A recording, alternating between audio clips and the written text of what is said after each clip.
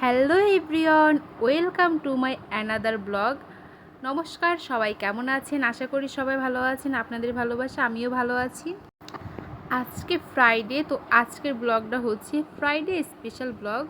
তো বেশ অনেক দিন পরেই আজকে আবার ঘুরতে যাচ্ছি আমরা। তো আমি, তোমাদের দাদা ভাই আর দুষ্টু মিলে ঘুরতে যাচ্ছি। তো এখন আমরা ঘুরতে যাচ্ছি এয়ারপোর্টে, যশোর এয়ারপোর্ট। তো এখন এই যে এটা আছে বাইপাস রোড। তো দেখো যেতে যেতে দেখি এখানে সূর্যটা যা ওয়াও লাগছিল না, তো ভাবলাম তোমাদের সাথে একটু শেয়ার করা যাক। তো এই দেখো আমি আর যেতে যেতে দেখি যে আমার মাম্মামটা ঘুমায় পড়ছে। তো যদি বাইক থেকে পড়ে যায় সেজন্য আমরা রাস্তার সাইডে দাঁড়ালাম এবং তার ঘুম ভাঙানোর চেষ্টা করছিলাম। তো এই দেখো সূর্য মামাকে দেখে আসলে মনটা ভরে গিয়েছিল, খুবই সুন্দর লাগছিল দেখতে। এই যে আমরা তিনজন, তো তাকে আছে ঘুম ভাঙানোর অনেক চেষ্টা করা হচ্ছে। দেখো সে তো তাকাচ্ছেই না, মানে আজকে দুপুরবেলা ঘুমায়নি যার কারণে তার ঘুমটা ভাঙছিল না এখন। আর যেতে যেতে দেখি মাঠের মাঝখানে দুইটা শিয়াল, তো বেশি দূরেও ছিল না আমাদের থেকে। যাই হোক, শিয়ালটা দেখে বেশ ভালোই লাগছিল, অনেক দিন পর শিয়ালটা দেখলাম। তো তারপর এখান থেকে মাম্মামের ঘুমটা ভাঙানোর পর তো এখন আমরা চলে যাচ্ছি এয়ারপোর্টের দিকে।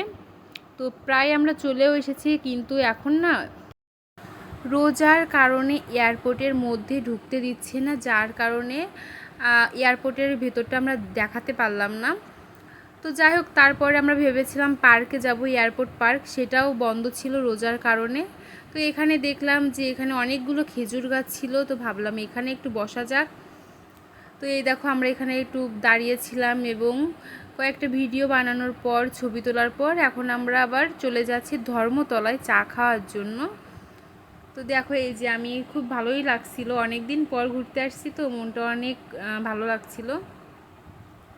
তো যাই হোক, এই দেখো এই যে এই গাছগাছালিগুলো দেখতে যা লাগছিল না, তো যেতে যেতে ইংলিশ মিডিয়াম স্কুলটাও দেখতে পাইছিলাম, তো বেশ ভালোই লাগছিল।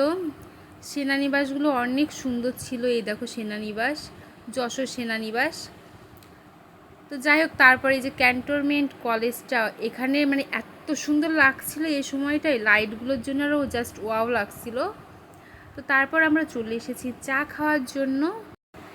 এইখানকার চাটা অনেক ফেমাস, তো আমরা এর আগেও এসেছি এখানে চা খেতে। তো এই যে আমার মাম্মাম, দেখো সেও চা খাবে আমাদের সাথে, সেও কিন্তু চা খায়। তো সে যেহেতু ছোট মানুষ, তো তাকে একটু চা কম দেওয়ারই চেষ্টা করি। তো এই যে দেখো, আর আমার মুখটা দেখলে বুঝতে পারছো যে আমি কতটা পরিমাণে ঘামি। এই যে গরমে শুরু হয়েছে আর আমার এই যে ঘামতে ঘামতে আমার জীবনটা শেষ। তো যাই হোক, এই যে দেখো দুষ্টু আছে চা খাচ্ছিল, তার আবার চামচও লাগবে। যাই হোক, একটা চামচ নিয়েও দেওয়া হয়েছে তাকে। এই যে সে শরটা খাচ্ছে, দেখো সে অল্প একটুই খাইছিল চাটা, পরে আমি খেয়ে ফেলেছিলাম। তো তারপর আমরা ওইখান থেকে চলে যাচ্ছিলাম ফুচকা খাবার জন্য। আমার দুষ্টুটা ফুচকা বা চটপটি খেতে খুবই পছন্দ করে। এখন আমরা আছি প্যারিস রোডে। তো প্যারিস রোডে দেখলাম অনেক অনেক ফাস্ট ফুডের দোকান হয়েছে, তো বেশ ভালোই লাগছিল। অনেক দোকান, অনেক কিছুই পাওয়া যায়, মোমো, তারপর ফুচকা, চটপটি এবং অনেক ধরনের জিনিস পাওয়া যায়। যাই হোক, আমরা চলে এসেছি চিত্রার মোড়, কারণ আমাদের কাছে চিত্রার মোড়ের ফুচকা বা চটপটি খুবই ভালো লাগে খেতে। তো এই দেখো আমার মামা একা একাই খাচ্ছিল। যাই হোক, তারপর ওর কাছ থেকে আমি চামচটা নিয়ে আমিও একটু ট্রাই করছিলাম। এইখানকার চটপটি ফুচকার কোনো মানে তুলনা হবে না, খুবই সুন্দর লাগে এবং খুব টেস্টি।